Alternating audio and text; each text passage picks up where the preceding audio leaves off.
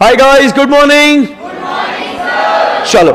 So we were discussing one very interesting chapter that was theory of demand. So theory of demand में बहुत आगे आ गए थे हम लोग और बहुत नहीं सर कुछ स्टार्ट ही किए थे. तो चलो एक बार फटाफट रिवाइज करते हैं. हम लोग बात कर रहे थे डिमांड को किस तरीके से एक्सप्रेस करते हैं हम लोग. क्वांटिटी, प्राइस एंड टाइम, ऐसे डिमांड को एक्सप्रेस करते हैं. और डिमांड कैसे क्रिएट होती है. It is created by number one, there should be desire, ability to pay and willingness to pay. ये सब जब होगा तब जाके हम लोग क्या कहेंगे कि सर डिमांड क्रिएट होगी. बट इन सारी बातों को भले ही ध्यान में रखें, फिर भी कभी कभी डिमांड नहीं होती है. कुछ फैक्टर्स होते हैं जिसके वजह से डिमांड अपनी क्या होती है, इन्फ्लुएंस होती है. So what are those factors जिसके वजह से डिमांड अपनी इन्फ्लुएंस होती है. Number one we talk about is price of the commodity, price of related commodity, income of the consumer, habits, taste and preferences, climatic condition, population. यहां तक पहुंचे थे हम लोग. और फिर अपनी कुछ तकनीकी असुविधाओं के वजह से हम लोग पॉपुलेशन पे यही रुक गए थे. बोलो हाँ या ना. साइज ऑफ द पॉपुलेशन हम लोग ने डिस्कस कर लिया था. अब हम बात करेंगे about what composition of population की. जब हम लोग कॉम्पोजिशन ऑफ पॉपुलेशन, चलो मैं पढ़ाऊं ना, बोलो ना कुछ. Yes sir. सो जब दोस्तों हम लोग कॉम्पोजिशन ऑफ पॉपुलेशन की बात करते हैं, when we talk about composition of population, so composition of population में दो चीजें आती है. एक तो सबसे पहले हम बात करते हैं एज, एंड दूसरा हम लोग बात करते हैं अबाउट व्हाट सेक्स. एज की जब बात करते हैं तो एज ग्रुप की यहां पे बात होती है. जैसे कि एज ग्रुप में हम लोग कहते हैं कि भाई there are new born babies, बराबर के नहीं, या तो फिर टॉडलर्स, फिर adults, and then we talk about is the old people. उसके हिसाब से डिमांड इन्फ्लुएंस होती है. अब बच्चे हैं तो खिलौनों की डिमांड होगी, बच्चे हैं तो बेबी शैम्पूज, बेबी सोप्स, इसकी डिमांड होगी, डायपर्स की डिमांड होगी. तो ये बच्चों की बात होगी. एडल्ट जब अपन लोग की बात करें तो कार, बाइक, इस सब की डिमांड होगी. तो अच्छे एजुकेशन सिस्टम की डिमांड होगी. बट यही अगर हम लोग ओल्ड एज की बात करें तो walking sticks, spectacles, good medical facilities, hospitals, इन सब की डिमांड होगी. तो उसके हिसाब से आप समझने की कोशिश कीजिएगा क्या हो रहा है कि एज के हिसाब से वो चीजों की डिमांड होगी. Then we talk about is the sex, जिसमें हम लोग बात करते हैं about what male and female. So male and female के हिसाब से भी क्या होगा, चीजों की डिमांड अलग अलग होगी. अब जब हम लोग फीमेल की बात करते हैं तो एक सिंपल एग्जाम्पल हम लोग अगर बात करें कि जूतों की बात करें, शूज, चप्पल, स्लीपर्स की बात करें, तो लड़कियों को अगर देखा जाए तो भाई इंडियन ड्रेस पे चप्पल अलग, वेस्टर्न ड्रेस पे चप्पल अलग. सही बात है. फिर ड्रेस के हिसाब से मैचिंग जूते चप्पल चाहिए, घर के चप्पल अलग, बाहर के चप्पल अलग, जिम के अलग. सही बात है ना एकदम. Yes sir. मतलब उसके हिसाब से मतलब इंडियन, वेस्टर्न, फिर क्या अलग अलग हिसाब से अलग अलग चप्पल होगी. बट भाई अगर लड़कों की बात करें तो भाई चाहे इंडियन हो, वेस्टर्न हो, ट्रेडिशनल हो, कॉलेज हो, जिम हो, वन फॉर ऑल. तो डिमांड किसके वजह से इन्फ्लुएंस हो रही है, आप समझ रहे बात को ना. कोई मैचिंग का टेंशन, समझ रहे ना, कौन सा ओकेजन का टेंशन, सब सबके लिए सेम एकदम, कोई टेंशन ही नहीं है सर जिंदगी में. सो इसके हिसाब से डिमांड क्या हो जाती है मालिक, डिमांड इन्फ्लुएंस होती है. करेक्ट है एकदम. यस. सो ऐसी बात हो गई. फिर उसके बाद आगे बढ़ते नेक्स्ट और क्या पॉइंट आता है. अभी हम बात करेंगे अगला पॉइंट जो है, नेक्स्ट अपन बात करेंगे एफ जी. सो यहां पे बात हो रही है level of what, national income. किसकी बात हो रही है, level of what, national income. अब देखो ये लेवल ऑफ नेशनल इनकम की जब बात करते हैं ना मालिक, तो ये हम लोग बात कर रहे हैं एट मैक्रो लेवल. जैसे हम लोग ने बात करी थी इनकम ऑफ द कंज्यूमर, ये जो पॉइंट है सर, ये हमने बात करी थी at what, micro level, individual level पे बात करी थी कि मेरे अकेले की इनकम, उसके हिसाब से मेरी इंडिविजुअल की demand, income of the consumer. But अब जब हम लोग बात करते हैं लेवल ऑफ नेशनल इनकम, तो सर हम लोग बात करते हैं अबाउट व्हाट, जीडीपी, हम लोग बात करते हैं नेशनल इनकम, उसके हिसाब से. तो अगर कंट्री का जीडीपी बढ़ता है तो कंट्री की डिमांड बढ़ेगी. कंट्री का जीडीपी अगर कम है, कंट्री का नेशनल इनकम कम है, तो उसकी डिमांड कंपैरेटिवली कम होगी. सही बात है एकदम. Yes sir. उसके बाद आगे बढ़ते हैं. Next we talk about is credit facility and interest rate के बारे में। किसकी बात करेंगे? Credit facility and interest rate के बारे में। ये कैसे डिमांड को इन्फ्लुएंस करता है, आइए समझते हैं। क्रेडिट फैसिलिटी मतलब लोन मिलना, उधार, अवेलेबिलिटी ऑफ लोन, क्रेडिट, उधार। तो अगर क्रेडिट मिल रहा है ना सर, तो डिमांड इन्फ्लुएंस होगी। क्रेडिट नहीं मिल रहा है तो डिमांड इन्फ्लुएंस नहीं होगी। आज के तारीख में आप समझिए बात को, लोगों को बहुत कुछ चीजें खरीदनी होती है। जैसे एक सिंपल सी बात करते हैं, लोगों को घर खरीदना है, लोगों को गाड़ी खरीदनी है। तो आप समझने की कोशिश करो भाई, ये चीजें जो आती है ना, एक घर खरीदना है तो आज के तारीख में एक सिंपल 2 BHK फ्लैट अगर आपको खरीदना है तो भाई 60-70 लाख रुपए के नीचे नहीं आता। और अगर आपको बहुत ज्यादा अच्छे लोकेलिटी में बहुत अच्छी एम्यूनिटीज के साथ देखेंगे तो वो 1.5 करोड़ के नीचे नहीं आएगा। अगर गाड़ी की बात करें तो कम से कम एक बेसिक गाड़ी 6-8 लाख रुपए तक की आती है। आप समझने की कोशिश कीजिए, इंसान को अगर गाड़ी लेनी है, 8 लाख रुपए की गाड़ी लेनी है, 8 लाख भैया लाए कहां से? एक सैलरीड पर्सन या एक कोई फैमिली बिजनेस भी हो, एक साथ 8 लाख रुपए देना बहुत मुश्किल बात है सर। गाड़ी खरीदने की इच्छा रखते हैं बट 8 लाख रुपए एक साथ कहां से दूंगा मैं? मुझे घर खरीदना है सर बट एक साथ 60 लाख रुपए, 60 लाख रुपीस कहां से लाऊंगा मैं? तो भाई आप समझने की कोशिश करो, अगर आपको क्रेडिट, उधार, लोन अगर मिल जाए तो मुझे बताइए कि क्या आप वो चीजें खरीद सकते हो क्या? बिल्कुल। सो आप समझने की कोशिश करो कि सिंपल सी बात है एकदम, demand is influenced with what? The credit facility. अगर लोन अवेलेबल है तो there are people who are willing to buy those things. समझ रहे बात को? अगर लोन मिल रहा है, आज के तारीख में ये छोड़ो सर, आप बहुत दूर गए, घर, गाड़ी, बंगला, मकान की बात करें, बहुत दूर चले गए। सिंपल सी बात है, आज आपको मोबाइल फोन खरीदना है, मोबाइल फोन के लिए भी सर क्रेडिट अवेलेबल है। क्या बात कर रहे हो सर? अरे मोबाइल फोन के लिए भी क्रेडिट अवेलेबल है। आप खरीदिए ना, 1.5 लाख रुपए का फोन खरीदिए आप। कितने लोग खरीदते? 50-60 हजार रुपए का फोन, 1.5 लाख रुपए का फोन। ईएमआई है सर, 0 इंटरेस्ट ईएमआई। आप इंटरेस्ट पे 0 इंटरेस्ट ईएमआई पे आप है ना सिर्फ महीने के 2,000 रुपए भरिए, बराबर के नहीं? 10 महीने 50, 12 महीने 50 में 50 नहीं, 2 साल 3 साल आप भरते जाइए 2-2 हजार रुपए महीने के, खत्म, इंटरेस्ट नहीं लगेगा आपको, खत्म हो गई बात। सो अगर आप मुझे बताइए, ऐसे आप 1.5 लाख का फोन लेते क्या? बट अगर उसमें आपको इंटरेस्ट, अगर क्या बोलते हैं उसको, क्रेडिट अगर आपको मिल रहा है तो क्या आप लोग वो खरीद रहे हैं क्या? Yes sir. तो credit facility influences the demand. और सिर्फ क्रेडिट फैसिलिटी नहीं ना बच्चा, इंटरेस्ट रेट भी बहुत मैटर करता। आप समझिए, देखो यहां पे पहले लिखते हैं, क्या लिखते हैं? क्रेडिट फैसिलिटी की जब बात करते हैं, अगर क्रेडिट फैसिलिटी अवेलेबल है तो डिमांड क्या हो जाएगी? बढ़ जाएगी। अगर क्रेडिट फैसिलिटी अगर ये नॉट अवेलेबल है तो डिमांड क्या हो जाएगी? डिमांड कम हो जाएगी। समझ में आई बात आपको? अब बात करते हैं इंटरेस्ट रेट की। Interest rate also plays a important role.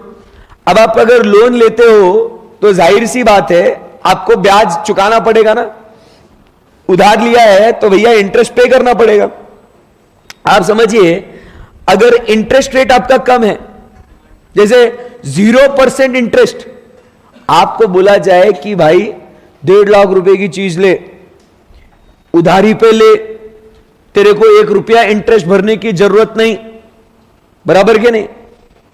बस तू 2-2 हजार रुपए 2-2 हजार रुपए 2-2 हजार रुपए करके तो क्या कर ले तू ईएमआई भरते जा, इंटरेस्ट मत भर। कोई भी इंसान क्या बोलेगा? बेस्ट है यार, खरीद लेते, 2,000 रुपए महीने का क्या ही बुरा है, हाथ में 1.5 लाख रुपए की चीज है भाई। तुम समझ रहे बात को? बेस्ट है एकदम। तो आपको किडनी बेचने की जरूरत नहीं। समझ रहे बात को? डिमांड ऑटोमेटिकली क्या हो जाएगी? बढ़ जाएगी। बट यही अगर अपन बात करें कि इंटरेस्ट अगर ज्यादा है, लोग क्या सोचेंगे? भाई ब्याज क्या को भरूं मैं, इंटरेस्ट महंगा है ना ये भाई, बहुत पैसा जा रहा। मतलब 1.5 लाख का फोन इंटरेस्ट भरते भरते it can go up to 2 lakh rupees. Doesn't make sense. So इस वजह से क्या हो जाएगी? डिमांड आपकी कम हो जाएगी। क्लियर एकदम बात? तो ऐसी बात है। Credit facility and interest rate, clear है एकदम बात? Yes sir. इसी के साथ दोस्तों और बहुत सारी चीजें जो है ये डिमांड को इन्फ्लुएंस करेगी। जैसे लेवल ऑफ एजुकेशन, आप कितने पढ़े लिखे हो तो आप बहुत सारी चीजों की डिमांड करोगे, बुक्स की डिमांड करोगे, बराबर के नहीं? और मतलब बहुत सारी चीजें हैं जिसकी डिमांड करोगे। मैरिटल स्टेटस, मैरिड हो या अनमैरिड हो, उसके हिसाब से चीजों की डिमांड करोगे आप। तो आप समझने की कोशिश करो, ऐसे अगर हम लोग लिस्ट देखते जाए, एडवर्टीजमेंट की बात करें, एडवर्टीजमेंट से आप डिमांड आपकी इन्फ्लुएंस होती है या नहीं होती? बिल्कुल होती है। मतलब जैसे शाम में थके आ रहे, आप जब स्कूल से घर आते थे, टीवी पे ऐड देखते थे, मैगी मैगी मैगी, मम्मा लगी पूछती थी बेटा क्या खाएगा, इमीडिएटली आपने अभी ऐड देखा है किसका, मैगी का, immediately will demand for what, Maggi. ऐसी कुछ चीजें हैं। So there are different different things that is going to influence your demand. यहां तक कोई क्वेरी, डिफिकल्टी, आगे बढ़ सकते हैं यहां से? Yes sir. ये सारी चीजें होने के बाद चलिए अब अगला कॉन्सेप्ट हम लोग डिस्कस करेंगे, और अब हम बात करेंगे अबाउट लॉ ऑफ डिमांड। किसकी बात करेंगे सर? अभी अब चर्चा होगी लॉ ऑफ डिमांड के बारे में।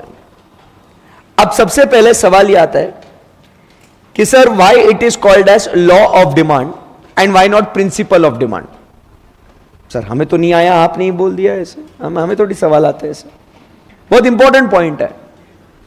Why it is called as law of demand and not principle of demand? Principle भी तो लिख सकते हैं ना, it is the principle of demand.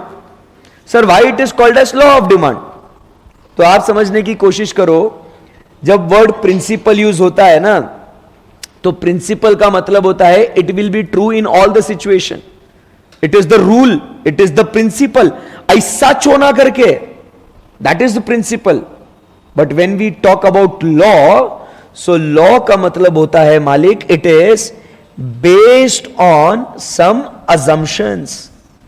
क्या बोलते हैं जब लॉ बोलते हैं ना, तो क्या बोलते हैं? It is based on some assumptions. If these assumptions hold good, समझ रहे बात को? If these assumptions hold good, then only that law will apply. ये अजम्पशन नहीं तो वो लॉ भी नहीं, इसीलिए it is called as law. आई बात समझ में आपको? सो जब हम लोग लॉ ऑफ डिमांड की बात करते हैं तो क्या होता है दोस्तों, क्या होता है लॉ ऑफ डिमांड? यहां पे वो बोलते हैं अदर थिंग्स बीइंग कांस्टेंट। समझ में आई बात आपको? ये अजम्पशन है, बाकी सारी चीजें आप कांस्टेंट अज्यूम करेंगे, समझ रहे? कुछ भी चेंज नहीं होगा। सिर्फ और सिर्फ वो क्या बोलता है कि if the price of the commodity rises, the quantity demanded falls, and as the price of the commodity falls, the quantity demanded of it rises. आई बात समझ में आपको? सूरज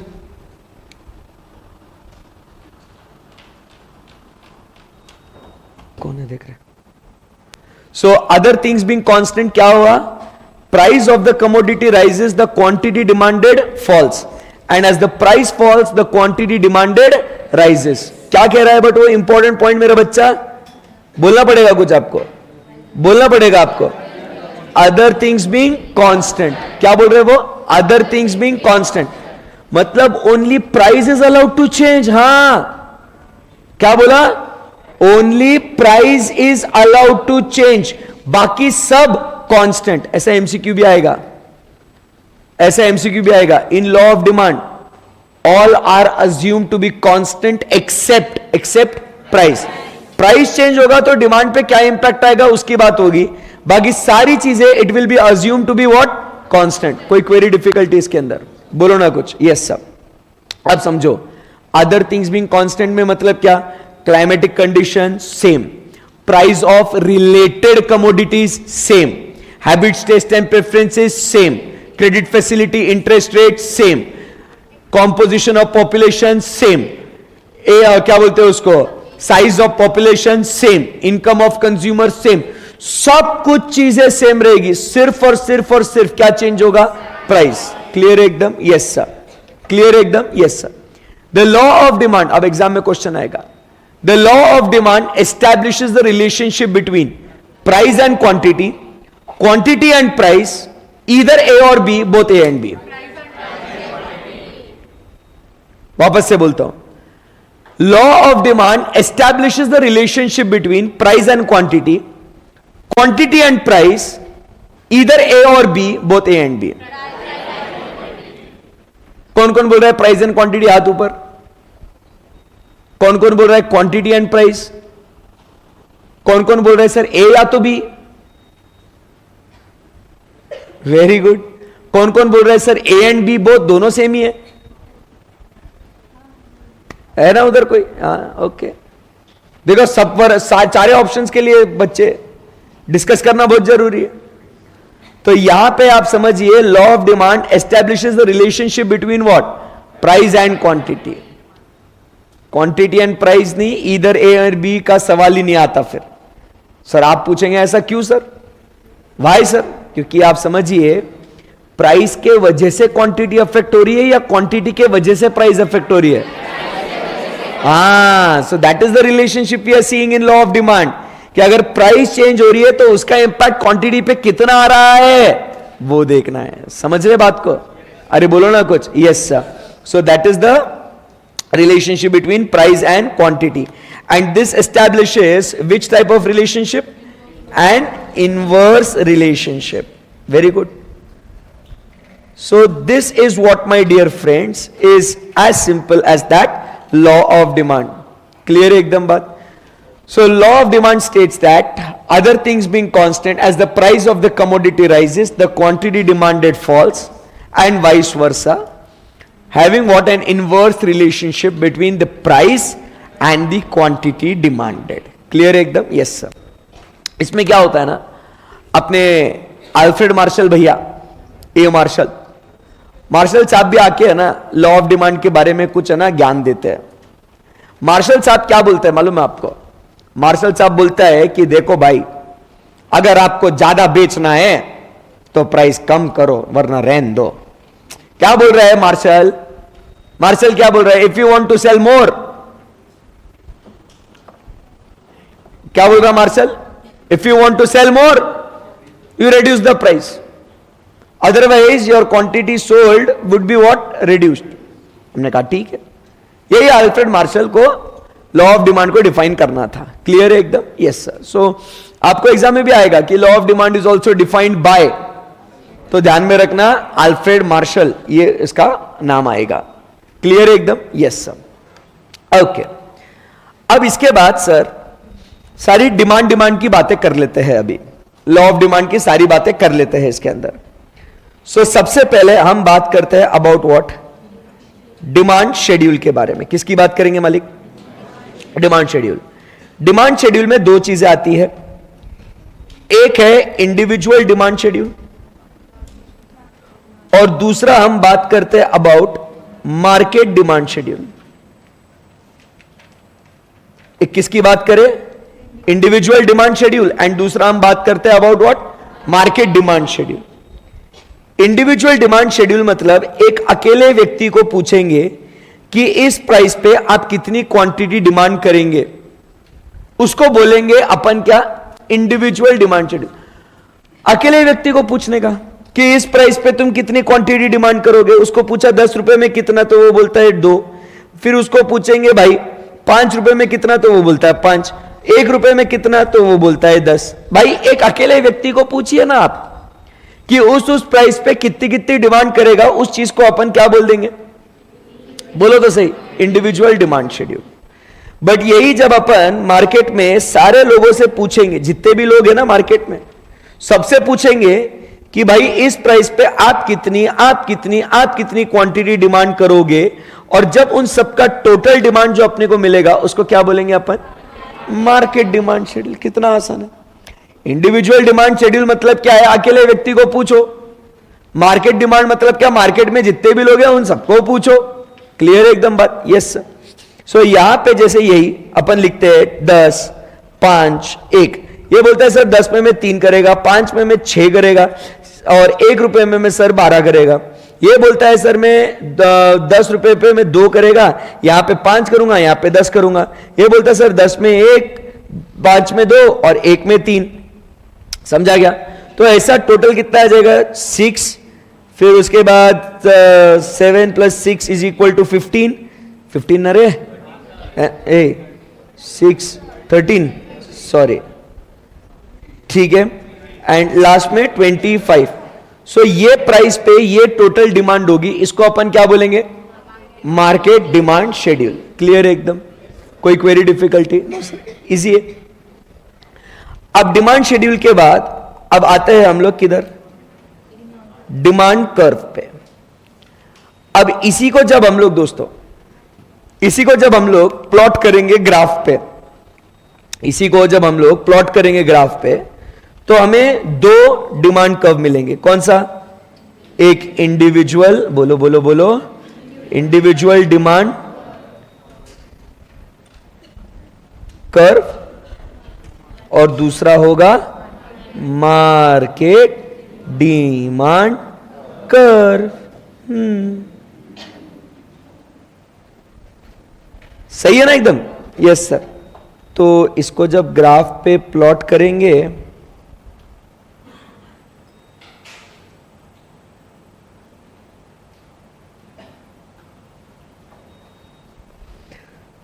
तो यहां पे एक्स एक्सिस पे आएगा क्वांटिटी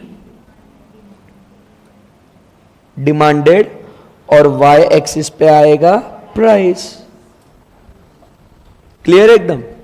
और फिर जब इसको प्लॉट करेंगे तो आपको क्या दिख रहा है कि प्राइस ज्यादा तो क्वांटिटी कम, प्राइस कम तो क्वांटिटी ज्यादा। सो इसीलिए अपना जो डिमांड कर्व होगा वो ऐसा होगा। सही है ना?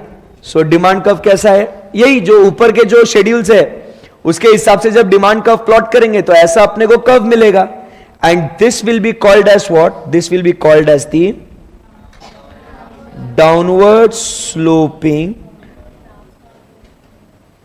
Demand curve from left to right. दोनों वैसे ही होंगे। It is what? A downward sloping demand curve from left to right. कोई क्वेरी डिफिकल्टी? आसान है एकदम? Yes sir. सो ये individual demand schedule, market demand schedule के बेसिस पे individual demand curve and market demand curve ये रहा आपके सामने। कोई क्वेरी डिफिकल्टी? आसान है एकदम? यस सर, बेस्ट है। यहां से आगे बढ़ सकते हैं हम लोग? बोलो ना कुछ। यस। फिर तीसरा पॉइंट, डिमांड के बारे में ही बात कर रहे हैं। सो यहां पे हम बात करते हैं about rationale of what? Law of demand. The next point we talk about is rationale of law of demand. आप ये पूछेंगे सर ये रैशनल ए का मतलब क्या होता है? What is the meaning of the term rationale? So rationale मतलब आप बोल सकते हो रीजन, रैशनल है मतलब आप बोल सकते हो लॉजिक, कि भाई आखिर जो ये लॉ ऑफ डिमांड है ये काम करता क्यों है? What is the reason behind operation of law of demand? क्यों भाई प्राइस आखिर कम हुई तो क्वांटिटी डिमांडेड ज्यादा होती है? क्यों भाई अगर प्राइस ज्यादा है तो क्वांटिटी डिमांडेड कम होगी? आखिर ऐसा क्या है सर कि जिसके वजह से लॉ ऑफ डिमांड काम करता है? आखिर क्यों? What is the reason behind this? Sir बताओ तो सही। बता रहा हूं भाई, रिलैक्स। सो फर्स्ट पॉइंट हम लोग बात करते हैं रैशनल ए में, it is law of diminishing marginal utility. और इसको अभी हम पेंडिंग रखेंगे। पूछो क्यों? क्योंकि जब अपन थ्योरी ऑफ कंज्यूमर बिहेवियर पढ़ेंगे उस समय पे आपको law of diminishing marginal utility समझेगा, उस समय पे लॉ ऑफ डिमांड का क्यों ये बेस है ये आपको समझेगा। तो अभी इसको पेंडिंग रखते हैं। पक्का प्रॉमिस, कसम से बता रहा हूं, बाद में आपको समझाऊंगा, टेंशन मत लेना, ठीक है? ओके, गुस्सा मत करो रे, सच्ची समझाऊंगा। Okay, second, now we talk about after law of diminishing marginal utility, second point we talk about is price effect. और प्राइस इफेक्ट में दोस्तों इसके दो बच्चे हैं। एक अपन बात करते हैं अबाउट सब्स्टिट्यूशन इफेक्ट और दूसरा अपन बात करते हैं about income effect. So price effect के बॉस दो बच्चे हैं। प्राइस इफेक्ट के कितने बच्चे? दो बच्चे। एक है सब्स्टिट्यूशन इफेक्ट और दूसरा है इनकम इफेक्ट। आप समझो बात को। लॉ ऑफ डिमांड क्यों काम करता मालूम आपको? क्योंकि भाई मार्केट में सब्स्टिट्यूट अवेलेबल है, इसके वजह से।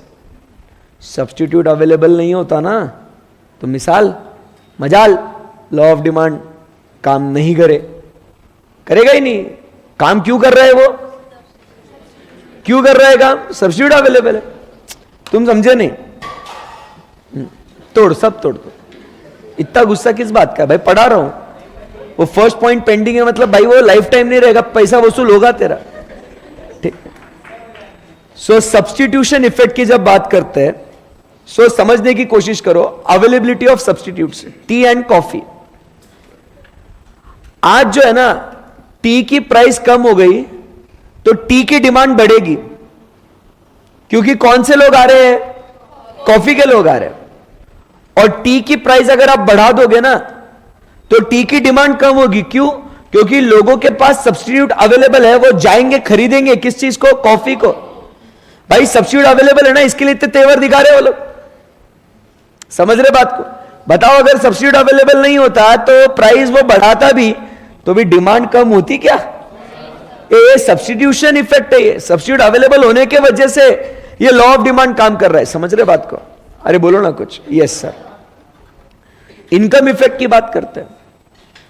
इनकम इफेक्ट मतलब आप समझो there is a real income effect.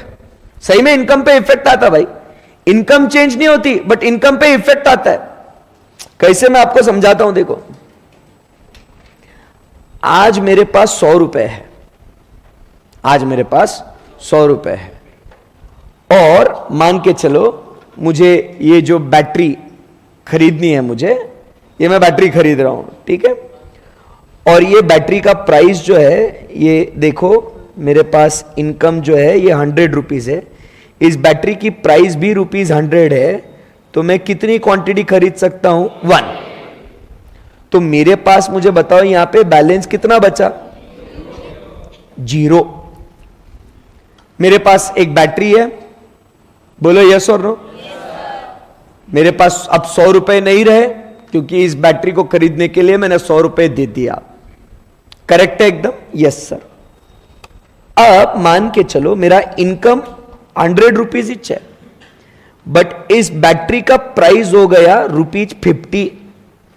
₹50 बराबर के नहीं? मुझे बताओ क्वांटिटी मैंने अगर एक खरीद ली तो भी क्या मेरे पास अब पैसा बचता है क्या? पहले वाले सिचुएशन में और अभी वाले सिचुएशन में क्या अंतर है जरा आप बताएंगे?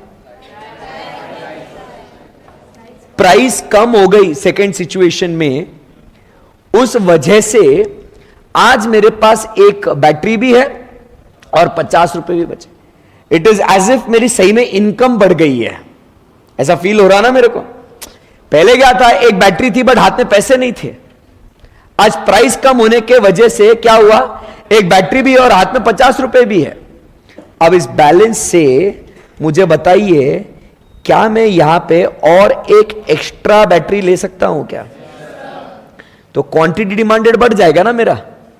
Law of demand creates an effect on your income. आई बात समझ में? अगर प्राइस कम हो गई तो इनकम पे इफेक्ट आएगा, इनकम पे इफेक्ट आएगा तो उसी और पैसे से और आप क्वांटिटी खरीद सकते हो। क्लियर है एकदम? Yes sir. That is the second point. समझ में आया दोस्तों? So first point law of diminishing marginal utility. Second point क्या बोला अपन ने? Price effect. प्राइस इफेक्ट के दो बच्चे कौन से? Substitution effect and income effect. Substitutes available है इसीलिए लॉ ऑफ डिमांड काम कर रहा है। सब्स्टिट्यूट अवेलेबल नहीं होता तो लॉ ऑफ डिमांड काहे का काम करता? कुछ करता ही नहीं काम। समझा गया बात को? Yes sir. उसके बाद third point, number of uses, या कहेंगे मल्टीपल यूजेस। वो कमोडिटी का, उस प्रोडक्ट का अगर मल्टीपल यूज है, नंबर ऑफ यूजेस अगर उसके ज्यादा है, तब जाके लॉ ऑफ डिमांड काम करेगा। भाई एग्जाम्पल के लिए बात करते हैं। फॉर एग्जाम्पल लेट अस से मिल्क। पता है आपको मिल्क? अरे कितनी चीजों के लिए इस्तेमाल कर सकते हैं, बहुत सारी। आप समझो ना मिल्क से क्या क्या बनता। सबसे पहले चलो स्टेप बाय स्टेप। एक तो पहले सबसे पहले milk used for drinking, tea, coffee, paneer, curd, malai, ghee, चीज, स्वीट्स, आइसक्रीम, कितनी सारी चीजें बन रही है सर। बराबर के नहीं? मिल्क कितनी भारी चीज है ये। अब आप समझिए बात को, जब इसकी price let's say 50 rupees a litre है, तो मम्मा क्या बोलती है पापा को कि बॉस सिर्फ और सिर्फ 1 लीटर ही लेके आओ, बच्चे को 1 गिलास दूध पिलाएंगे, हम अपना चाय कॉफी पी लेंगे, खत्म हो गई बात, और काय को लेके आने का ना, because it is expensive. Try to understand. दिन का 50 रुपए लीटर का खर्चा, अगर मान लो 1 लीटर भी बहुत कम हो रहा है आपको, तो लेट अस से 2 लीटर, दिन का 100 रुपए, दिन का. क्या हुआ? वाह, वेरी गुड, फ्रेश हो गई तो एकदम, नींद उड़ गई. सो आप समझने की कोशिश कीजिए, दिन का 100 रुपए मतलब महीने के कितने हो गए? 3000 rupees only. It is gone for what? Milk. अरे बहुत एक्सपेंसिव है भाई, तुम समझ रहे क्या बात को? 50 rupees a litre, it's very expensive. Actually it's very expensive, मजाक नहीं कर रहा हूं. बट अब आप समझिए बात को, ये 50 रुपए लीटर में 2 लीटर आता आपका. अब मान लो गवर्नमेंट ने अनाउंस कर दिया कि मित्रों आज रात 12 बजे से, 8 नहीं, आज 12 बजे से next day milk will be 25 rupees a litre, 25 रुपए लीटर होगा. अब मुझे बताइए मम्मी पापा को क्या बोलेगी? सिर्फ 2 लीटर लेके आओ या ज्यादा लेके आओ? ज्यादा. पापा पूछेंगे कि क्या करेंगे, मतलब मम्मी बोल रही है कि अभी है ना एक काम करो यार, आप 4 लीटर लेके आओ, 4 लीटर लेके आओ. पापा बोल रहे हैं तो क्या एडी हो गई कि इतना क्या करेगी दूध का? तो मम्मी क्या बोलेगी? आप रहने दो, आप बस लेके आओ. अभी पहले अपन क्या सिर्फ उसको दूध पीने के लिए, चाय कॉफी के लिए, बट अब मम्मी क्या बोलेगी? अरे इसके मल्टीपल यूज है ना भाई. अरे अब इसको आप पनीर बनाएंगे, घर का घी बनाएंगे, बराबर स्वीट्स के लिए यूज करेंगे, मिल्क शेक, मम्मी आपको मिल्क शेक पिलाएंगी. आप समझने की कोशिश कर रहे हैं बात को, क्योंकि इसके मल्टीपल यूजेस है ना, तो यहां नहीं तो वहां कहीं ना कहीं तो यूज हो जाएगा. अरे तो सस्ता है ना, अभी लेके आओ ज्यादा, कहीं ना कहीं इसको यूज कर लेंगे. इसके लिए इसकी डिमांड बढ़ रही है क्योंकि मल्टीपल यूजेस है. अब बताइए अगर सिंगल यूज होता, बताइए सिंगल यूज होता तो क्या होता? प्राइस कम भी होती तो भी हम लोग क्वांटिटी उतनी ही रखते, क्योंकि एक्स्ट्रा लाके करे भी क्या, कुछ और फायदा भी तो नहीं है उसका. समझ रहे? इसीलिए लॉ ऑफ डिमांड काम करता है. क्लियर एकदम, because of multiple uses. Best है. आगे last point, arrival of new consumers. Arrival of new consumers, जब प्राइस गिर जाती है ना, देखो पहले तो जब प्रोडक्ट महंगा होता है तो अपन उसको अफोर्ड नहीं कर सकते, इट्स एक्सपेंसिव, नहीं खरीदने का मेरे को. बट जब प्राइस कम हो जाती है ना, तो जो लोग पहले अफोर्ड नहीं कर सकते थे, अब उनके भी वो परचेसिंग कैपेसिटी के रेंज में आ गया ना, वो लोग भी आप खरीद सकते हैं ना, तो वो नए ग्राहक भी जुड़ जाते हैं. और वो नए ग्राहक आने के वजह से ऑटोमेटिकली अपनी डिमांड भी क्या हो जाती है? बढ़ जाती है. इतना आसान है. वापस से बोलूं एक बार, अराइवल ऑफ न्यू कंज्यूमर्स, जब प्रोडक्ट महंगा होता है तो कुछ लोग बाहर रहते हैं, वो बोलते हैं हम नहीं खरीद सकते इसको सर, नहीं खरीद सकते क्योंकि it is very expensive. But जब उस प्रोडक्ट पे डिस्काउंट्स आ जाते हैं, उसकी प्राइस कम हो जाती है, तो क्या हो जाता है मालिक? जो लोग पहले अफोर्ड नहीं कर सकते थे, आज वो प्रोडक्ट उनके भी कवरेज क्षेत्र में आ जाता है. They can also afford it, and फिर वो नए कंज्यूमर्स आ जाते हैं सर, एंड उसके वजह से डिमांड भी क्या हो जाती है? बढ़ जाती है. So that is why the law of demand operate. समझा क्या बात को? बोलो आया ना? Yes sir. चलिए आगे बढ़ सकते हैं यहां से. सो ये बात हो गई कि व्हाट इज द रैशनल और logic behind operation of law of demand. So कौन से 4 बातें हमने पढ़ी, जिसमें का एक पॉइंट पेंडिंग है? Law of diminishing marginal utility, price effect, उसके अंदर 2 पॉइंट है, substitution effect and income effect. Third point हमने बात करी about arrival of multiple uses, and fourth point हमने बात करी arrival of new consumers. Clear एकदम बात? Yes sir. अब rational of law of demand के बाद अब हम बात कर रहे हैं everything, let us cover everything about law of demand. So now we talk about exceptions of law of demand. किसकी बात करेंगे अभी sir? Exception of law of demand की. लॉ ऑफ डिमांड क्या बोलता है? प्राइस बढ़ेगी तो क्वांटिटी डिमांडेड कम होगी, प्राइस कम होगी तो क्वांटिटी डिमांडेड बढ़ेगी। नॉट ऑलवेज दे से, हर बार ऐसा होगा जरूरी नहीं है, हर बार ऐसा होगा जरूरी नहीं है, क्योंकि देर आर सर्टन कमोडिटीज और देर आर सर्टन टाइम्स कि जिसके वजह से क्या हो जाएगा, ये लॉ ऑफ डिमांड को लोग कंप्लाई नहीं करेंगे। आई बात समझ में? Let us talk about number 1, conspicuous goods. Conspicuous goods, महंगे आर्टिकल्स, महंगे गुड्स। लोगों को लगता है कि जब ये प्रोडक्ट्स अगर मैं मेरे पास रखेगा ना, अपना ना नाम बढ़ेगा, इज्जत बढ़ेगी, शोहरत बढ़ेगी, रुतबा बढ़ेगा। बहुत मजा आता है एक्सपेंसिव चीजों को खरीदने में, क्योंकि उनको ऐसा फीलिंग आता है, साइकोलॉजिकल फीलिंग है कि भाई अगर मैं मेरे पास एक्सपेंसिव चीजें रखूंगा ना, लोग मुझे इज्जत देंगे। बराबर के नहीं? नहीं, राज सर उसके लिए नहीं खरीदते, राज सर के शौक बड़े हैं, है ना। तो कॉन्स्पिशियस गुड्स की बात कर रहे हैं। कॉन्स्पिशियस गुड्स, कॉन्स्पिशियस गुड्स मतलब लोगों को लगता है कि अगर ये चीजें होंगी ना मेरे पास, तो भाई लोग ना मुझे रिस्पेक्ट करेंगे। You getting my point? That is conspicuous goods. और मजे की बात क्या है, जब ये चीजों की प्राइस बढ़ती ना, इनको बहुत मजा आता। और यहां पे राज सर की बात करेंगे। राज सर को क्या महंगी चीजें खरीदने का बहुत बड़ा शौक है। वो जब आईफोन लॉन्च किया ना, आईफोन 13 जब आया ना, 1,20,000 का, 1,30,000 का कुछ स्टार्टिंग था उसका। राज सर लेके क्या फालतू लोग है यार, ये सिर्फ 1,30,000, what is this nonsense, only 1,30,000 यार, क्या है यार, मूड ऑफ कर दिया। अब जब इस बार जब आईफोन 14 आया ना, स्टार्टिंग प्राइस 1,50,000, राज सर बोले अब हुई ना बात, अब मजा आया। इनको मजा आता है जब ये चीजें महंगी होती है ना, तब उनको उसको और खरीदने में मजा आता है, क्योंकि उनको लगता है कि जब 4 लोग देखेंगे ना, 4 लोग are very important in life. We don't know who they are, but they are always there. घर वालों से आपने सुना होगा, ऐसा कर रहा 4 लोग देखेंगे, वैसा कर रहा 4 लोग क्या बोलेंगे। 4 लोग देखने वाले, बोलने वाले, सुनने वाले सब होते ही हमेशा 4 लोग। We don't know who they are, but it's okay. So आप समझने की कोशिश कीजिए मालिक, 4 लोग जब देखते हैं ना भाई, अरे भाई अरे महंगी महंगी चीज खरीद रहा है यार, तो उनको ऐसा लगता है कि उनका स्टेटस प्रेस्टीज बढ़ रहा है। स्नॉब इफेक्ट, वेबलिन इफेक्ट, बराबर। So that is what we talk about is conspicuous goods. And people, those people really enjoy कि जब उसकी कीमतें बढ़ती है ना, दिल को, कलेजे को ठंडक पड़ती है उनके। अब महंगे हो तो भाई बात करो, सस्ता हो तो नहीं लेना, हमको सवाल ही नहीं है। सो जब उसकी प्राइसेस और बढ़ती जाएगी, लोग उसे और खरीदते हैं।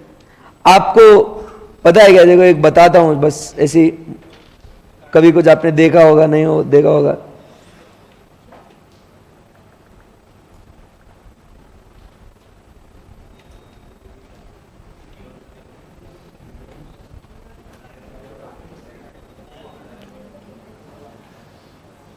ए देखो, ये बैग खरीदे लड़कियों, कैसे ऐसा बदक का जैसा बैग है, देखो डक, बहुत सस्ता है ये। अरे एड़ा है क्या तू, 5,35,712 रुपए का बैग है सिर्फ। कैसा है, एकदम भारी वाला। डिलीवरी अलग से दे रहा क्या? 3,000, 3,500 का तो delivery charge. Only 3,600 is the delivery charge. अरे बैग का कॉस्ट देखो तो सही क्या। अरे तुम सोचते होंगे कि कौन पागल होगा कि जो 5.5 लाख रुपए का बैग खरीदेगा। अरे दुनिया में है ऐसे लोग पागल, इसको बोलते कॉन्स्पिशियस गुड्स। अरे भाई तुम समझ रहे क्या? हाँ, तेरे को लगता कि अगर मैं गिफ्ट करने की इतनी हैसियत रखता तो मैं आज क्लास में होता? सोच समझ के बात है ना, आप समझिए बात को भाई। देखो ये छोटू सा बैग, इसमें क्या फिट होगा पता नहीं, बट इट इज ओनली 1,87,000। चलो एक काम करते हैं अभी, और मजा आ रहा सर, थोड़ा और कुछ महंगी चीजें दिखाओ ना सर।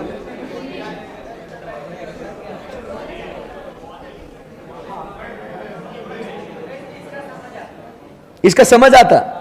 क्या समझ आता? पागल है क्या? अरे तू एड़ा है क्या? ये घड़ी है, देखे देखे ऐसे घड़ी है, ओरिजिनल नट बोल्ट लगा है, original nut bolt. Delivery free दे रहा है, अच्छी बात है। ओनली 35 लाख रुपीज ले सकते, फ्री डिलीवरी है ना। कितना? ओनली 35 लाख रुपए भाई, विषय है क्या? ये वाली घड़ी देखो,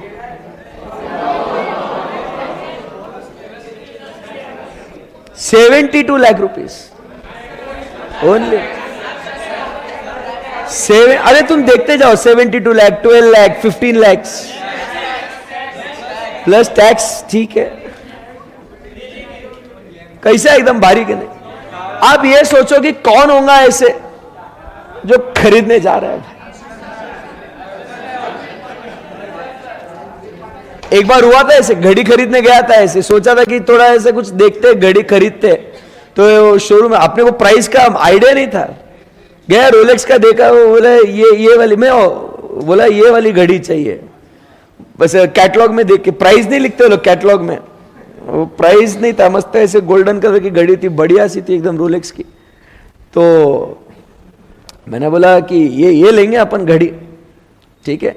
अपन क्या सोचे कि होंगी 20,000, 25,000, 30,000 तक की ले लेंगे भाई, क्या है उसमें, इतना तो अफोर्ड कर सकते हैं, ज़्यादा 50,000 की घड़ी ले लेंगे उसमें। बोला ये फुल टशन में गए, ये वाली घड़ी चाहिए अपने को।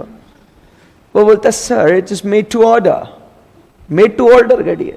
मैं बोला अच्छा कितने का है, ऑर्डर दे देंगे, उसमें क्या है, कितने का है? बोले sir it is only 55 lakh plus taxes. फिर अपन ने बोला, फिर इसमें पूछा क्या है ये, इसमें क्या है, हीरे मोती लगे क्या, सोना है क्या इसके अंदर? बोले यस सर।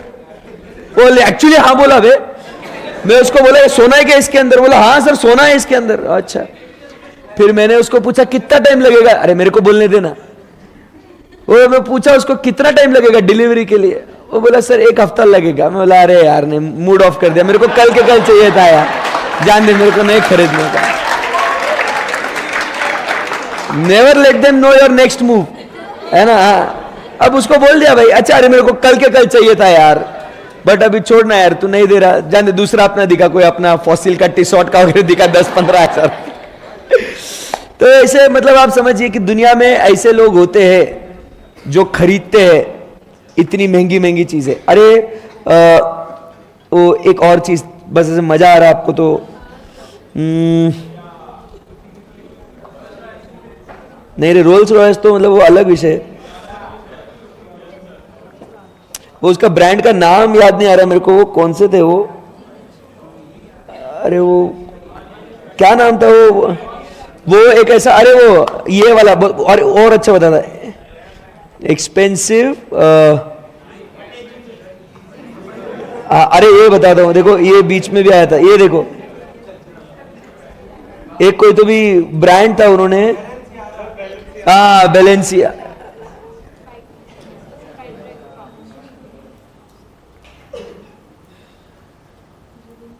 अरे ट्रैश बैग किधर गया? ये अलग ही ट्रैश दिखा रहा है। हाँ ये रहा, तुम देखो सब लोग, बहुत मजा आएगा आपको। ये ट्रैश बैग है, ये जो दिख रहा है क्या आपको, ये हाँ ये देखो भैया के हाथ में, ये दिख रहा है क्या? कितने का है ये? $1,790 का एक कचरे का बैग। अब आप पूछेंगे $1,790 मतलब कितना? 82 से मल्टीप्लाई करो उसको, 1,43,000, 46,000। भाई 1.5 लाख रुपए का कचरे का बैग है, 1.5 लाख रुपए का कचरे, इसमें कचरा डालना है आपको, कचरा बताओ। और लोग खरीदते भी है, अरे लोग खरीदते भी है। चलो एक काम करता हूं मैं, आपको और देखना है आपको, इसी का लास्ट है अभी।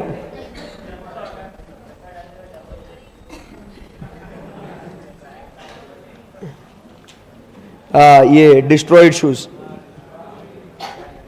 शॉपिंग में जाते खरीदेंगे, बताएंगे उसको अपन, नहीं ये बोल रहा हैसियत के बारे बोल रहा हूं।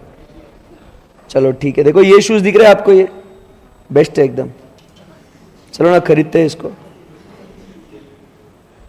ये वाले शूज कैसे दिख रहे हैं इधर, भारी है क्या? खरीदना है ये शूज, स्नीकर्स खरीदेंगे ना? अरे बहुत सस्ते रहे, पागल है क्या? 48,000 रुपीज ओनली, ओनली 48,000 रुपीज। अब जाओ ना घर पे, ये पहन के मम्मा को बोलो देखो मम्मा लेके आए नए शूज, 48,000। और ये देखो, ये ऐसे डिस्ट्रॉयड शूज, फुल्ली डिस्ट्रॉयड, ऐसा विजिट। ये देखो ये कितने के जूते हैं, ये जो है ना, ये कितने के जूते हैं? ये 1,42,000। अरे क्या शूज है, पागल है क्या? कितना भारी शूज है, क्या फाड़ा है उसको, खूबसूरती देखिए। Okay, so these are the examples of try to understand conspicuous goods. समझ रहे बात को? तो ये नहीं, कभी कभी क्या होता है ना, आपको ऐसे पता नहीं होता ना, तो ऐसे लगता है कि ऐसी चीजें थोड़ी ना होंगी सर, की महंगी चीजें होंगी और लोग ऐसे खरीदेंगे इसको। अरे आप समझिए बात को, अगर ये बना रहे हैं तो मतलब इसका कोई ग्राहक है। समझ रहे बात को? सो ये चीजें है मालिक, conspicuous goods, these are exceptions to law of demand. You getting my point? Exceptions to law of demand. मजा आ गया सर। उसके बाद सेकेंड पॉइंट, कॉन्स्पिशियस गुड्स के बाद हम बात करते हैं about conspicuous necessities. Now what is this conspicuous necessities? When we talk about conspicuous necessities, ऐसे तो वो अपनी जरूरत नहीं है, बट हम लोग उन प्रोडक्ट्स को इतना कंटिन्यूअसली यूज करते हैं कि अब वो अपनी नेसेसिटी जैसे, जरूरत जैसे बन गई है। Try to understand, it is not essential for living, but because of their constant or continuous usage, those goods have become what are necessities. जैसे आज के तारीख में अपन बात करते हैं, फ्रिज की बात करें, फ्रिज ऐसे नेसेसिटी नहीं है। आप रोज मार्केट से फ्रेश वेजिटेबल्स लाओ, फ्रेश उसको कट करके यूज करो, और जरूरी नहीं है स्टोर करने की, बराबर है कि नहीं? ठंडा पानी पीना है, मटके में रखो, बराबर के नहीं? अरे बोलो भाई, यस सर। उसको पॉट में रखो, ठंडा पानी मस्त अच्छा, मटके का ठंडा पानी मजा आता है पीने में, जरूरी नहीं है फ्रिज की। बट आज के तारीख में हम लोग फ्रिज को इतना यूज करते हैं कि कभी कभी तो सर पता नहीं, मैं जाता हूं घर में, फ्रिज खोलता हूं, बंद करता हूं, वापस से अपना नॉर्मल, बट पता नहीं चलता कि ये सब क्यों कर रहा हूं, फ्रिज क्यों खोला पता नहीं, बस वो आदत हो गई है सर, बराबर। उसके बाद जैसा अभी ये लैपटॉप की बात कर रहा हूं, लैपटॉप भी क्या है? कॉन्स्पिशियस नेसेसिटी है मेरी आज। देखो मैं बिना लैपटॉप के भी पढ़ा सकता हूं क्या? यस, पढ़ा सकता हूं। यहां पे व्हाइट बोर्ड लगा देता हूं, जैसे स्कूल में आप पढ़ते थे, व्हाइट बोर्ड या ब्लैक बोर्ड लगा देता हूं, चौक डस्टर लेके आता या मार्कर लेके आता, बोर्ड व्हाइट बोर्ड मार्कर, और उसके ऊपर पढ़ाता हूं ना मैं आपको, क्या दिक्कत है? पढ़ा सकता हूं ना, पहले पढ़ाता ही था। बट अब क्या हुआ, जब से मैंने लैपटॉप पे पढ़ाना स्टार्ट किया, समझ रहे बात को? जब से लैपटॉप पे पढ़ाना स्टार्ट किया, अब मुझे लैपटॉप पे पढ़ाने में बहुत मजा आता मेरे को। अब अगर जिस दिन मान लो किसी दिन मेरा लैपटॉप अगर खराब हो जाए ना, तो मैं छुट्टी दे देगा, मैं बोलेगा मैं लेक्चर नहीं लेगा। ऐसा नहीं कि सर आप व्हाइट बोर्ड पे पढ़ाओ ना सर, नहीं नहीं, मेरे को इस पे ही मजा आता है, या तो फिर मेरे को नया लैपटॉप खरीदना पड़ेगा। समझ रहे बात को? तो लैपटॉप की, फ्रिज की, टेलीविजन सेट्स की, कुकिंग गैस की, एसी कंडीशनर्स की दिनों दिन प्राइसेस क्या होती जा रही है? बढ़ते जा रही है। बट फिर भी लोग उसकी डिमांड क्या कर रहे हैं सर? करते ही जा रहे हैं। आप समझ रहे बात को? क्योंकि आज की तारीख में वो अपनी जरूरत जैसे बन चुकी है वो, because of their constant usage. Those goods which shows this kind of relationship is called as which goods? Conspicuous necessities. समझ में आई बात आपको? Yes sir. उसके बाद मालिक बात करते हैं आखिरी में इस सीरीज में, नेसेसिटीज की बात करते हैं। Necessities, yes, necessities, essential for living, food, clothing, shelter, education, it is necessity sir. आज खाने की कीमतें कितनी बढ़े, परसों न्यूज में था कि vegetable prices are gone up by 15 to 25%। Vegetables महंगे हो गए, फिर भी क्या हुआ, लोग जो वेजिटेबल्स खाने हैं, खरीदने हैं, वो तो खरीदेंगे ही ना, बिकॉज फूड इज एसेंशियल। अरे बोलो सर, यस। शेल्टर, अब आज के तारीख में मकान खरीदना बहुत महंगा हो चुका है, बराबर, बट फिर भी अगर अपनी फैमिली बढ़ रही है और अपने को अगर नया मकान खरीदना है तो खरीदना पड़ेगा ही सर। ऑप्शन नहीं है उसके लिए. So this becomes what? Necessity. So becomes an exception to law of demand. Medicine, अगर दवाइयां महंगी हो गई है बट फिर भी अगर आपको ठीक होने के लिए अगर आपको वो दवाई लेनी है, कितनी ही महंगी क्यों ना हो, आप वो मेडिसिन को खरीदेंगे. It is an exception to law of demand. आई बात समझ में आपको? Yes sir. सो ये बातें हो गई ए बी सी. किसके बारे में sir? Conspicuous goods, conspicuous necessities and necessities. उसके बाद बात करते हैं अबाउट, नहीं पहले सिंपल सिंपल करके लेते हैं. कंज्यूमर्स फ्यूचर एक्सपेक्टेशंस, या बात मतलब सेम एक्सप्लेनेशन इसके लिए साथ में लिख रहा हूं, स्पेक्युलेटिव गुड्स. दोनों का एक्सप्लेनेशन सेम है. कंज्यूमर्स फ्यूचर प्राइस एक्सपेक्टेशंस की अगर बात करें, फ्यूचर एक्सपेक्टेशंस की बात करें, कंज्यूमर्स फ्यूचर प्राइस एक्सपेक्टेशंस लिखता हूं. क्या लिखता हूं? कंज्यूमर्स फ्यूचर प्राइस एक्सपेक्टेशंस, क्योंकि लॉ ऑफ डिमांड के एक्सेप्शंस की बात कर रहे हैं ना. Consumers future price expectation. अब आप समझिए बात को. आज के तारीख में अगर अपन बात करते हैं लेटर से गोल्ड के बारे में, स्पेकुलेटिव गुड है या प्राइस एक्सपेक्टेशन की बात करो, बात तो एक ही है. आज की तारीख में अगर अपन गोल्ड की बात करें, आज सोने का भाव है 52,000 रुपीज एक तोले का, 10 ग्राम्स 52,000 रुपीज.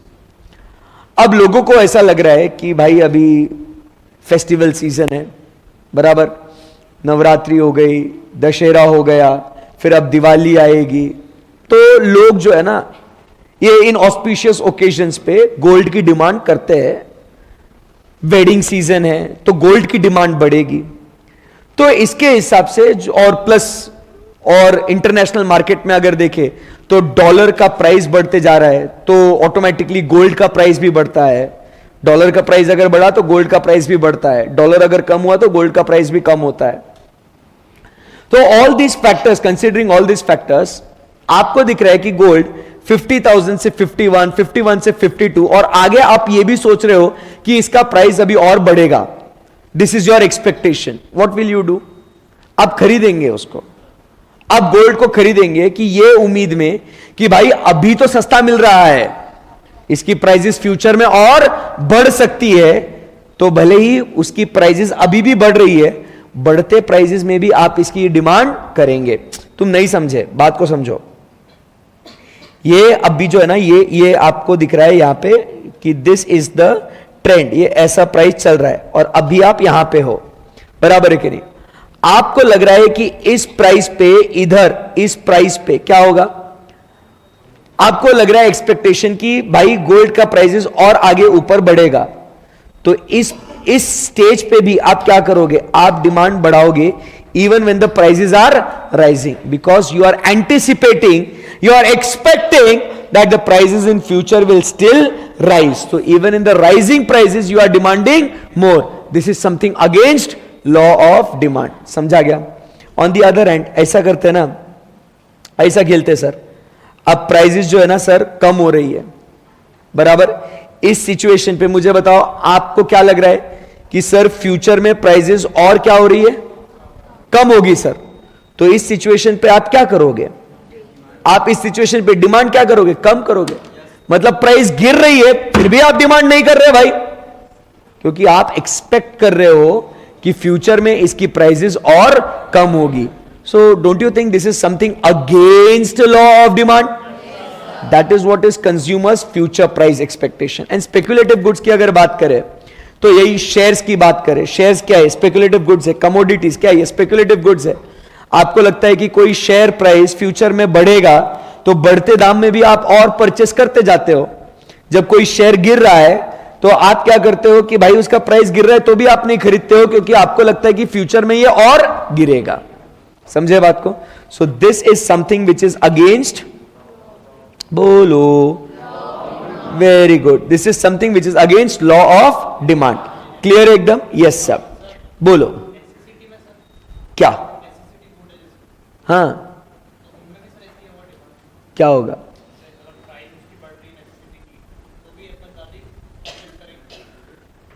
इसीलिए तो उसको एक्सेप्शन में लिखा है ना। हेलो, क्या हुआ? तो अभी आएगा क्लास में? नहीं, मैं मेंटली बात कर रहा हूं, फिजिकली तो तू है कब से। फिर आप समझिए, नेसेसिटी या लॉ ऑफ डिमांड के लिए भी एक्सेप्शन है और इनकम के पर्सपेक्टिव से भी एक्सेप्शन है। इनकम बढ़ेगी तो ऐसा नहीं है कि नेसेसिटी की डिमांड आप बहुत ज्यादा कर लोगे, जितना चाहिए उतना ही करोगे ना। वैसे ही प्राइस अगर भले ही बढ़ेगी तो भी आप डिमांड करोगे, चाहे आपके पास पैसे हो या ना हो, प्राइस कितनी भी हो डिमांड तो करो। प्रॉब्लम क्या, ये ही करते। ओके, चलिए आगे बढ़ते हैं। Next, now we talk about is absence of knowledge about market conditions. किसकी बात कर रहे हैं? Absence of knowledge about what? Market conditions. जब आपको मार्केट के कंडीशंस के बारे में जानकारी नहीं होती है ना, so you end up buying at a higher price.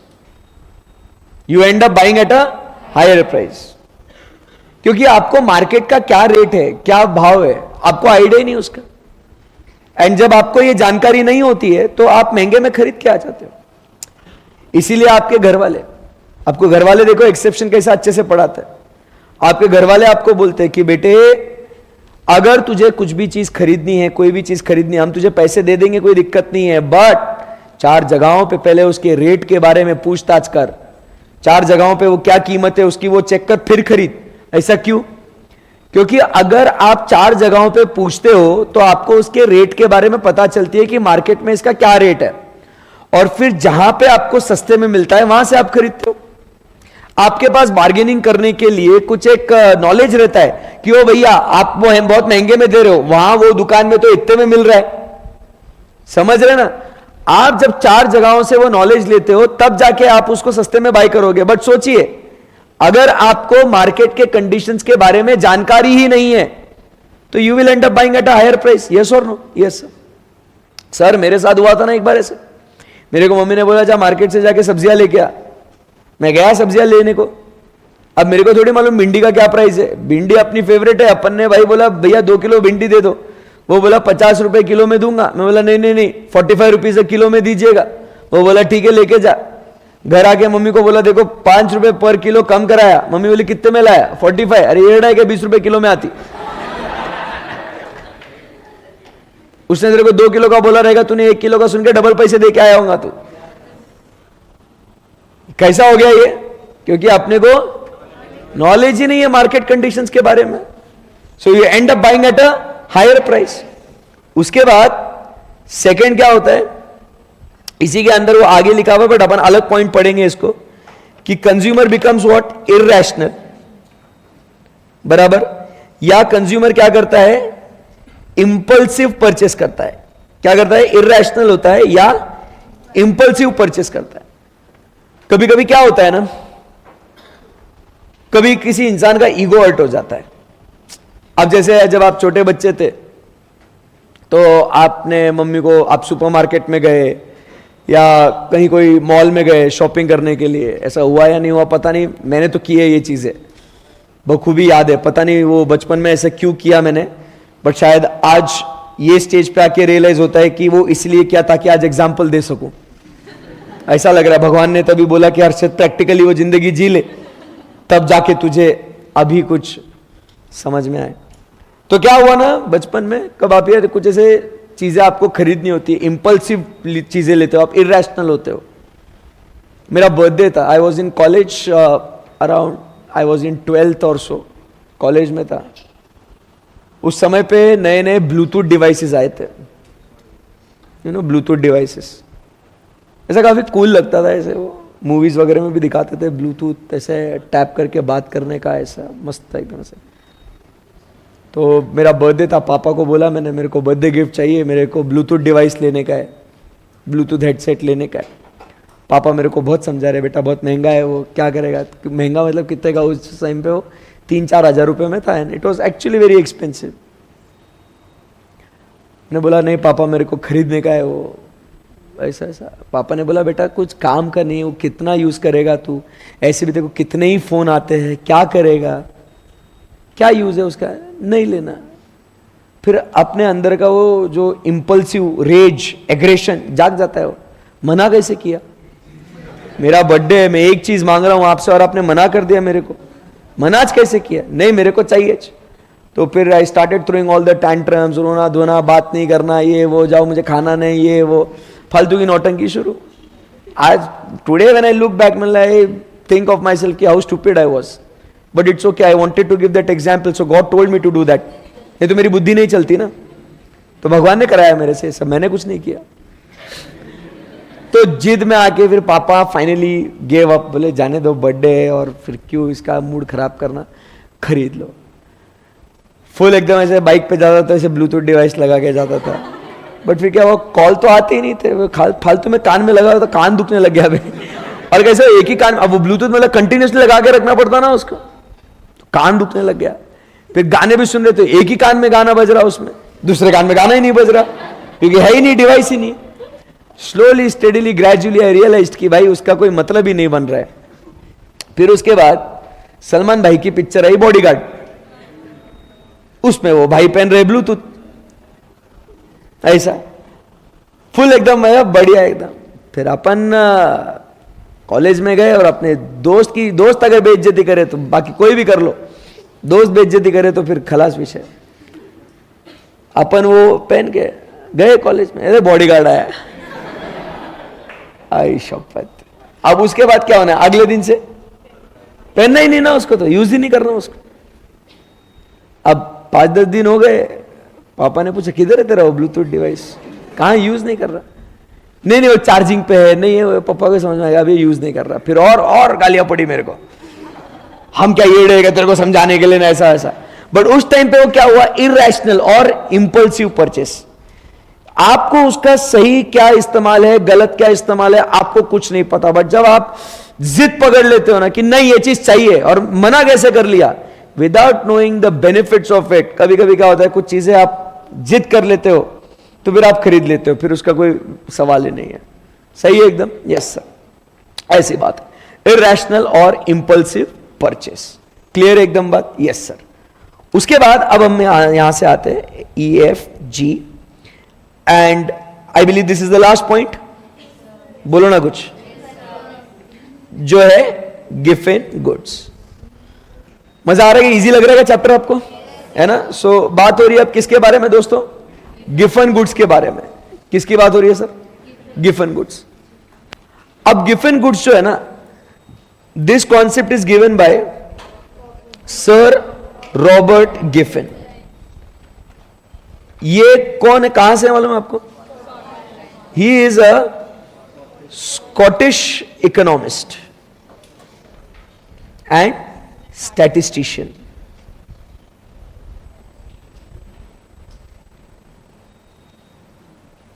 सो भाई ये स्कॉटलैंड का आदमी है, ये sir Robert Giffen. Sir Robert Giffen Scotland का आदमी है भाई।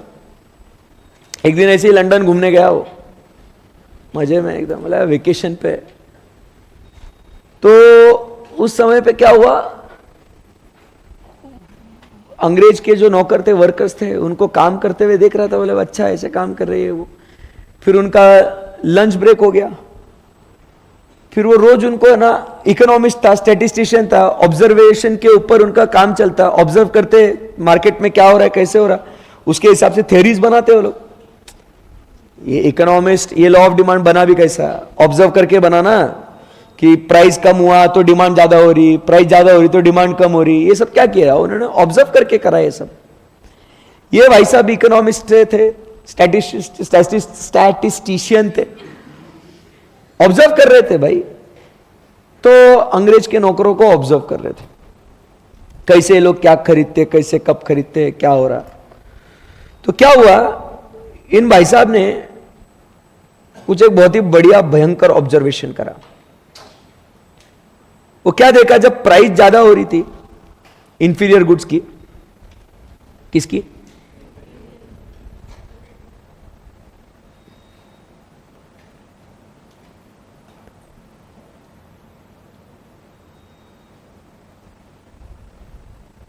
इंफीरियर गुड्स की, जब प्राइस ज्यादा हो रही थी तो डिमांड ये लोग क्या कर रहे थे, ज्यादा कर रहे थे, बराबर। जब प्राइस कम हो रही थी तो डिमांड ऑलमोस्ट सेम थी, या डिमांड कम कर रहे थे। ये रॉबर्ट शॉक हो गया, बोले क्या एड़े लोग हैं, इंफीरियर गुड्स है, प्राइस अगर ज्यादा हो रही है तो क्या कर रहे हैं ये लोग, डिमांड ज्यादा कर रहे हैं। प्राइस कम हो रही तो ये लोग डिमांड कम कर रहे हैं।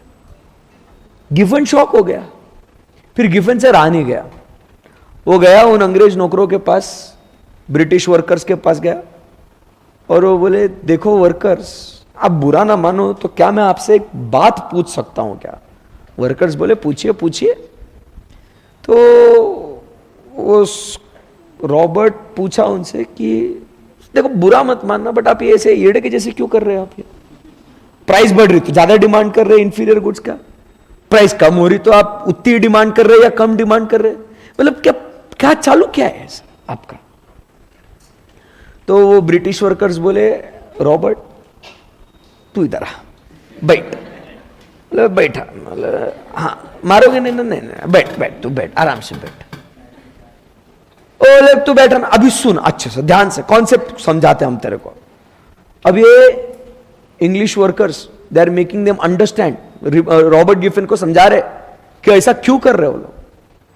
तो वो क्या बोले, देख भाई रॉबर्ट, बात सिंपल है, जब इसकी प्राइस कम होती ना इंफीरियर गुड्स की, बराबर, हम क्या कर सकते हैं, सेम अमाउंट में, सेम क्या बोलते हैं, इन लेस प्राइस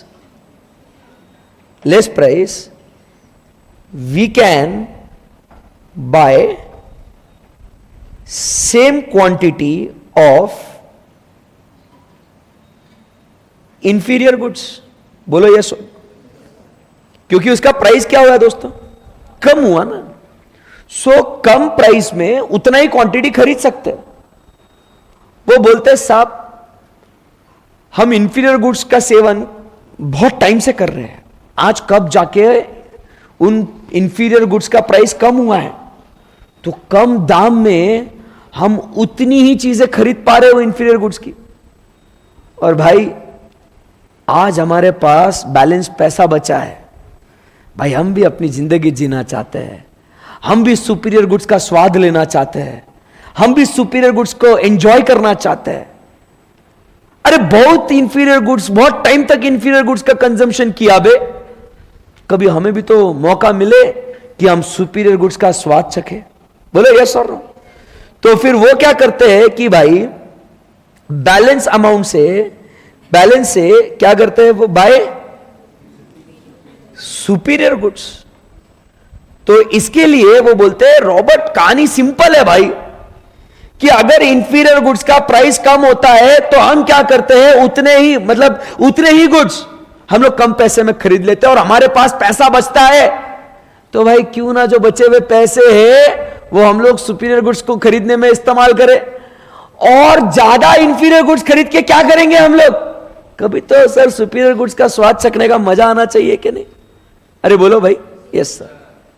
रॉबर्ट बोला बात तो सही है, बट फिर रॉबर्ट बोला फिर मेरे को यह नहीं समझा, प्राइस बढ़ गई फिर इंफीरियर गुड्स की डिमांड क्यों ज्यादा कर रहे तुम।